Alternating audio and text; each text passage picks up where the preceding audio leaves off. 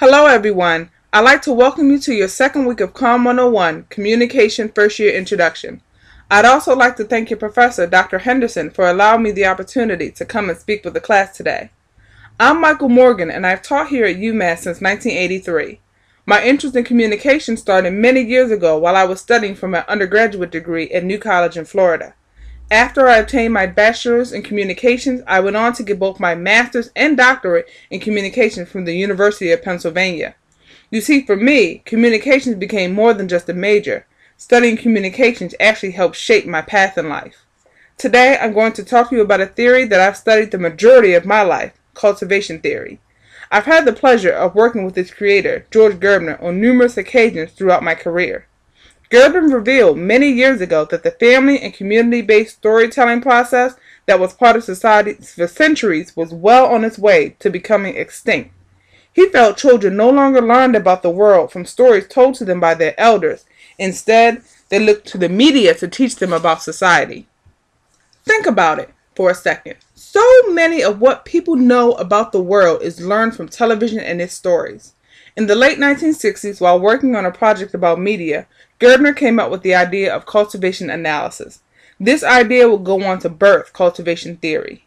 In 2010, James Shanahan and I examined how far cultivation theory had evolved since its humble beginnings more than 35 years ago. We define cultivation theory using the cultivation hypothesis, which is the idea that people who spend more time watching TV programs are more likely to perceive their world in ways that reflect what they see on fictional television. So what does that mean for society? With the amount of violence that is shown on television, the more people watch television, the likelier they are to believe that the world is a mean and scary place. Almost 2 years ago, I had the pleasure of being interviewed by UMass's own David Pakman.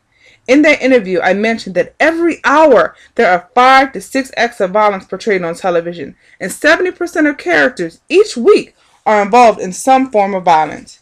You may have heard that watching violent television influences a person to act violently or commit violent crimes. And while that is true to some extent, Gerbner thought outside of that box. I want you to remember that cultivation theory connects television and violence differently.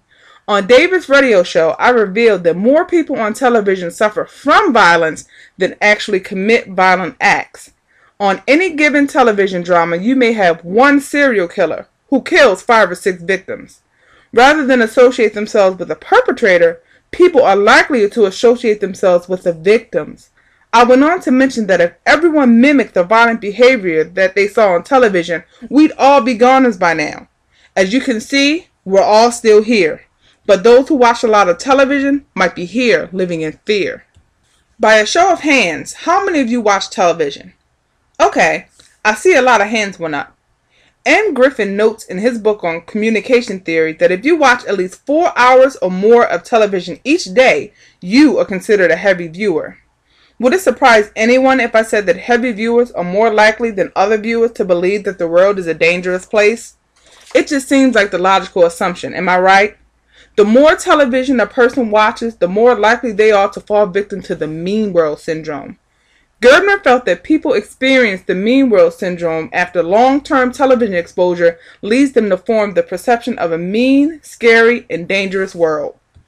Alright, it's time to get those hands up again. How many of you have ever watched a crime drama?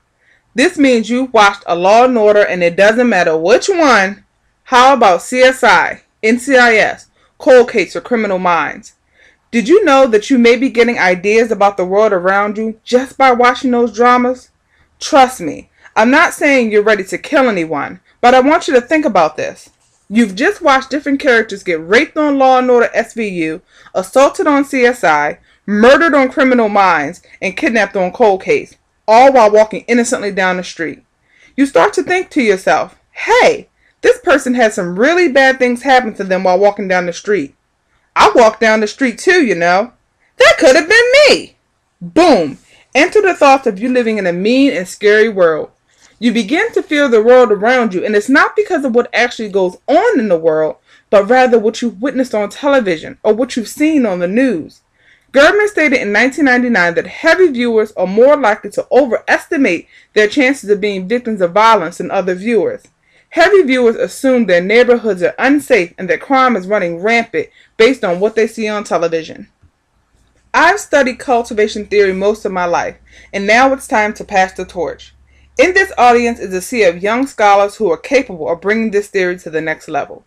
Gerbner started it, my generation helped perfect it, and your generation must protect it while expanding it. In Maryland, a young communication studies major by the name of Tracy Holmes recently conducted a small-scale study on cultivation theory. Out of 98 respondents, a whopping 47% were likely to hear about breaking news from Facebook. 32% were likely to hear about breaking news from their internet homepages, email, or random web searches, and only 9% were likely to get their breaking news from television.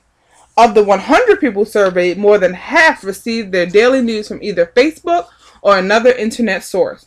Only 21% of those surveyed received their daily news from television.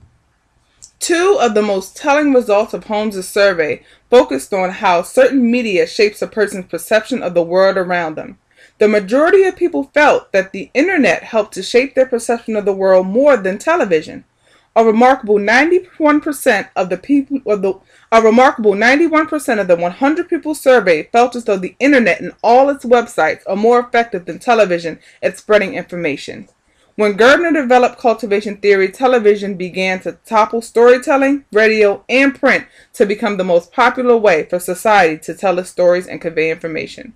Now it seems the internet and social media may have come to challenge television's position as the king of all media. I am in no way suggesting that television is about to fade into oblivion and shouldn't be studied as part of cultivation theory.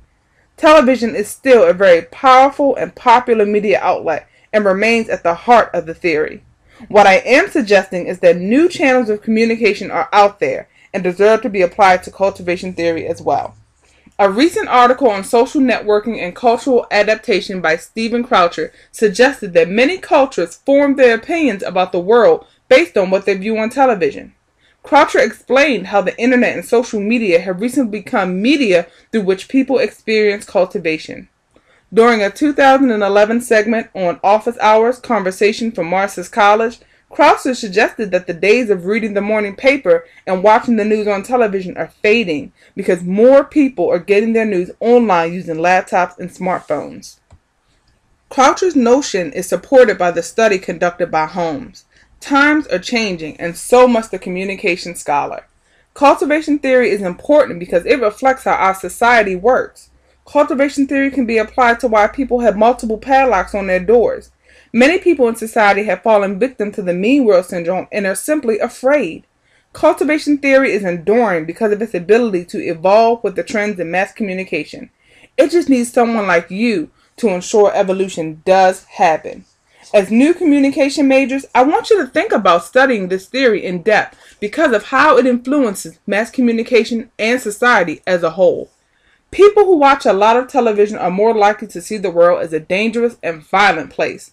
Think about how you can expand on that premise. If you've ever watched television, if you've ever received information from any mass media source, chances are this theory can be applied to your life. I've made my living as a researcher, as a scholar, and as a professor. I've had great satisfaction studying and teaching something I love. I offer to you that same satisfaction if you decide to study cultivation theory. I'm not saying that you can't study other theories or other concepts within communication, but I'm asking you to focus on this theory because of how important it is to our field. You can get your work published in scholarly articles. You can write books. You can contribute to groundbreaking documentaries. You can work side by side with the best scholars in our field. You can discover and develop new aspects of this theory. You can do all of that, just as I have. As quiet as it's kept, I wasn't born a communication scholar. I was taught just as you're being taught here at UMass. The knowledge I was taught allowed me to contribute to the field of communication. Wouldn't you like to make lasting contributions to our field of study? Consider cultivation theory as a focus while studying communication. I made the choice many years ago when I was just like you, and I have yet to regret it. The floor is now open. If you have any questions, I'd be happy to answer them.